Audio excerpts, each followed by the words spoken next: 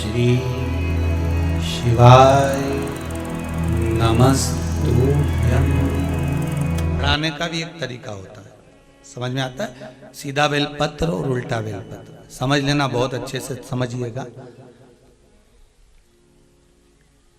शिव जी के सम्मुख में शंकर भगवान के शिवलिंग पर जब बेलपत्र चढ़ता है तो बेलपत्र का जो सीधा भाग होता है वो शिव जी के शिवलिंग पर होना चाहिए, उल्टा भाग ऊपर होना चाहिए। बहुत ध्यान से समझना हो। जब नंदीश्वर को बेलपत्र चढ़ाते हो, नंदी जो बाहर होता है उसको बेलपत्र चढ़ाते हो, तो नंदी को दो जगह बेलपत्र चढ़ती है, आपको ध्यान में होगा।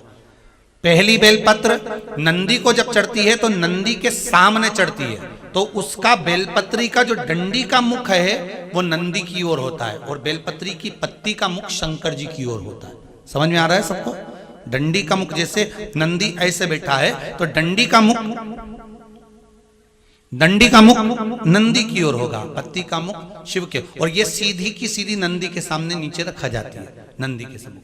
और एक बेलपत्र जब नंदी के ऊपर चढ़ती है तो डंडी का मुख शिव जी के ऊपर होता है और इस पत्ती का मुख नंदी के सिर पर नंदी की ओर होता है।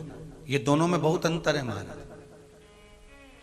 जैसे कोई बच्चा कोई कंपटीशन एग्जाम के लिए जा रहा हो या कोई परीक्षा देने के लिए जा रहा हो और पढ़ाई करे, स्मरण करे, तैयारी करे, वो अपनी जगह पर है। और ऐसा नहीं होता कि बच्चे पढ़ते नहीं है या तैयारी नहीं करते हैं। इसके बाद भी अगर उनका इंटरव्यू में पास नहीं होते या एग्जाम में पास नहीं होते तो उसके लिए ये दोनों बेलपत्री बड़ी काम करती है। बहुत ध्यान देना। जो नंदी के सामने बेलपत्र रखकर जाना, शिव जी के सम्मुख में बेलपत्र रखकर जाना, मतलब नंदी के सम्मुख में जब रखाएगी तो डंडी, जम के बोलिए, कहाँ होना चाहिए?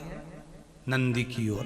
और जब ऊपर रखाएगी तो डंडी शिव की ओर हो। ये दो बेलपत्र रखकर शिव जी का स्मरण कर कर जाएं, कार्य सफलता की ओर बढ़ता है। कोई काम के लिए आप जा रहे हैं तो उसमें सफलता मिल जाती है, उसमें सफलता प्राप्त हो। शिव जी को बेलपत्र चढ़ा रहे हो, जो चिकना भाग है, सीधा भाग शिव जी के ऊपर, शंकर भगवान के ऊपर। थाली में अगर शिवलिंग का निर्माण कर रहे हो, पार्थिव शिवलिंग का निर्माण कर रहे हो, तो थाली में जब बेलपत्र रखोगे तो सीधी रखोगे, फिर उसके ऊपर शिवलिंग का निर्माण करो। अगर आप निर्माण करते हैं पार्थिव शिवलिंग का और बनाते हैं बेलपत्र का नीचे, महाराज शंभु शरण।